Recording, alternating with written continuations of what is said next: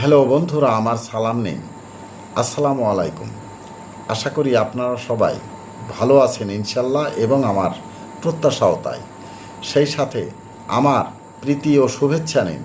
আজ এ পর্যায়ে যে বিষয়ে কথা বলবো তা হচ্ছে, মানুষ সবসময় সুখের পেছনে দৌড়ায়, অথচ সুখ যে তার ভেতরেই লুকিয়ে থাকে তা সে ভুলে যায়, ভুলে গেছে।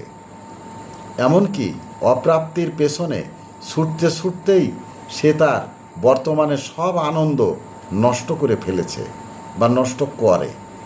তাই মনে রাখবেন, মানুষের সুখের পেছনে দৌড়াতে গিয়ে নিজের ভেতরের লুকানো সুখকে খুঁজে পায় না।